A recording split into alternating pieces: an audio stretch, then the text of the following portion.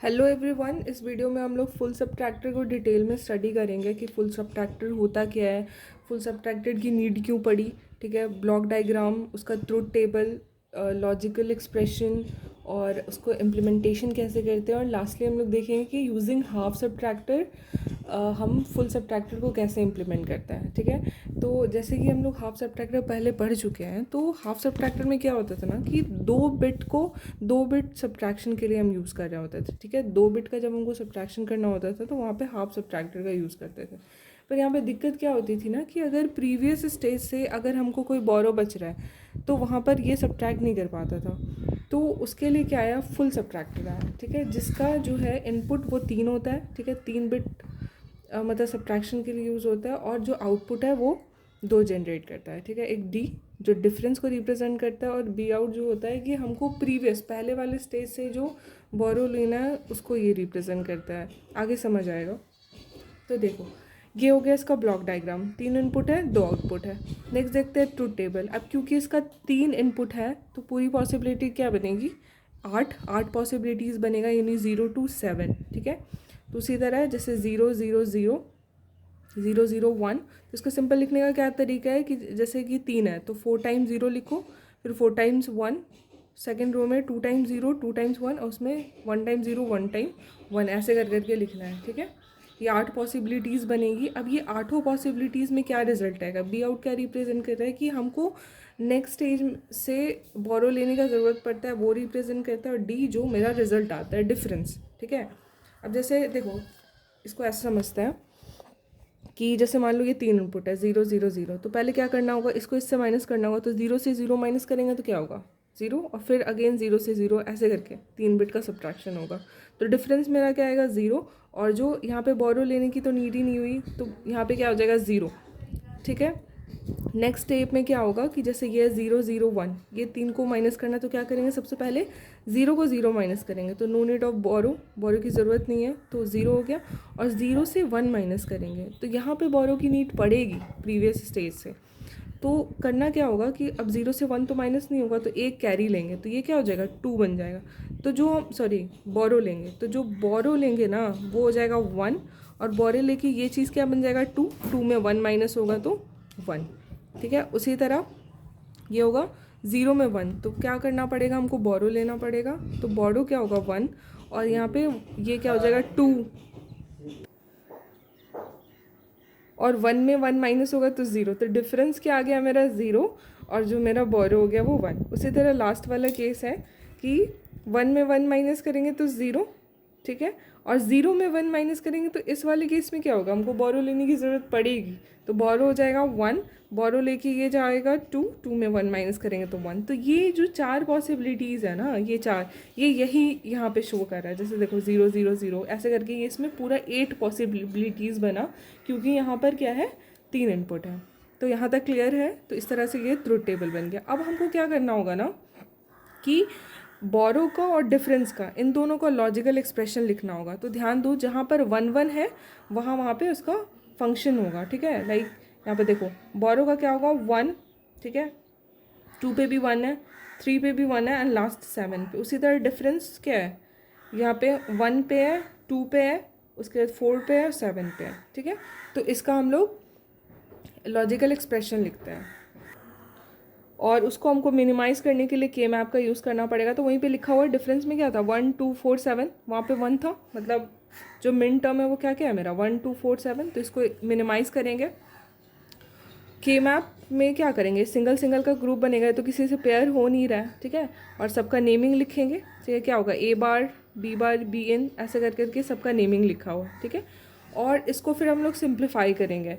तो देखो, अगर हम कॉमन ले लेना, यहाँ पे देखो पहले एक्सप्रेशन में ए बार कॉमन लिए हैं तो ये बचा है, तो ये क्या होता है, ये एक्सॉर बी में क्या होता है, a bar b plus a b bar, ऐसे करके होता है। तो उसी तरह ये एक्सॉर का बन गया एक्सप्रेशन।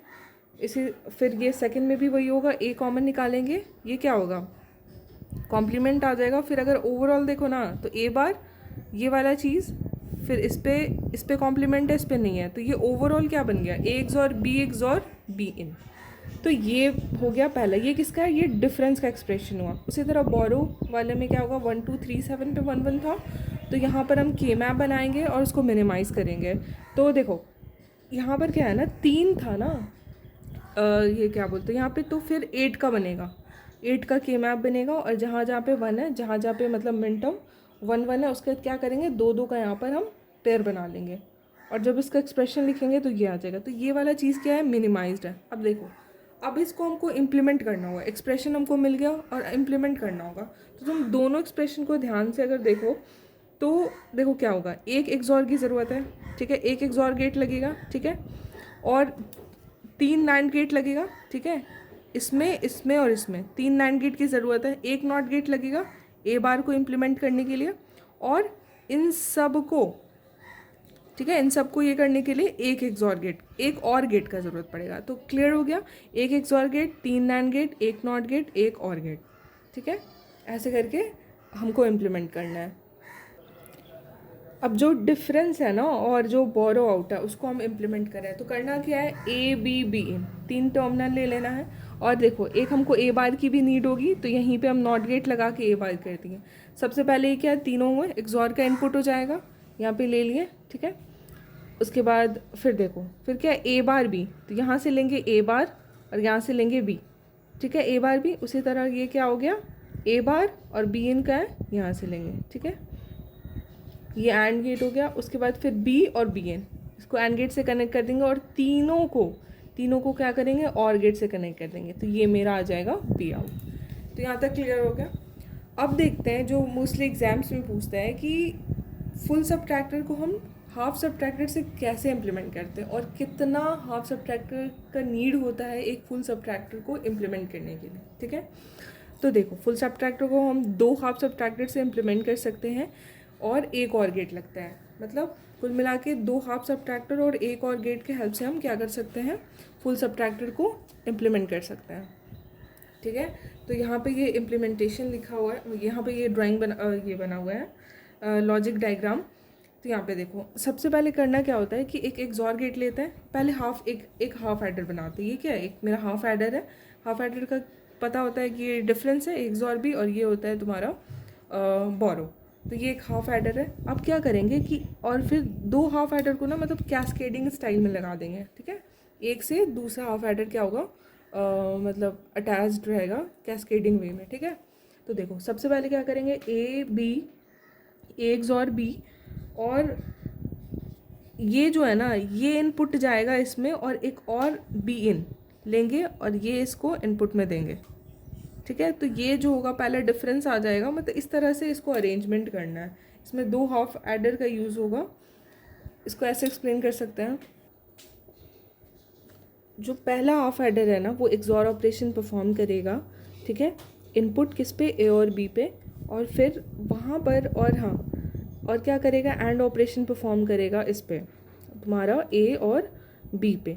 तो यहाँ पर जो आउटपुट जनरेट होगा ना, ये आउटपुट जो जनरेट हो रहा है यहाँ पर, ये क्या करेगा, इंटरमीडिएट बोरो जनरेट करेगा, ठीक है। नेक्स्ट स्टेप में क्या होगा कि जो सेकेंड हाफ है सबट्रैक्टर, वो क्या करेगा, बी इन एक इनपुट लेगा, ठीक है, बी इन एक इनपुट लेगा, देखो यहाँ पे ले रहा है, और जो पहला एक्सॉर ऑपरेशन परफॉर्म किया था उसको इनपुट लेगा। तो यहाँ पे मेरा डिफरेंस आ जाएगा। और दूसरा क्या होगा कि यहाँ पर जो ये बोरो पहला हाफ एडर जनरेट किया था, यहाँ पे ये बोरो, और एक्सॉर ऑपरेशन पे नॉट गेट लगा के, ठीक है, ये क्या करेगा, ये होगा, ये आउटपुट जनरेट करेगा B in A bar B, वही लिखा हुआ है second half circuit and gate of the second half circuit. और यहाँ पर क्या करेगा, फिर हम एंड गेट यहाँ पे फिर और गेट यूज़ करके ये आ जाएगा। ये जो एक्सप्रेशन आ रहा है ना, ये मेरा सेमी मिनिमाइज्ड है। अगर इसको फिर फर्दर हम मिनिमाइज़ करते हैं तो ये वाला आउटपुट आ जाएगा। तो जो पहले हम लोग लॉजिक डायग्राम बनाए थे तो उसमें तो हम लोग डायरेक्टली इम्प्लीमेंट कर दिए थे, ठीक है। यहाँ पर क्या कर रहा है ना कि 2 हाफ सबट्रैक्टर को इम्प्लीमेंट करके फुल सबट्रैक्टर बना रहे हैं। तो ये थोड़ा सा इस टाइप का एक्सप्रेशन होगा ताकि ईजिली इम्प्लीमेंट हो जाएगा। हालांकि इसको अगर मिनिमाइज़ करें तो ये चीज़ यही आएगा, ठीक है। तो इसमें जितने भी इम्पॉर्टेंट पॉइंट थे ना फुल सबट्रैक्टर्स के रिलेटेड, वो सारे डिस्कस कर लिए हैं। और थैंक्स फॉर वॉचिंग।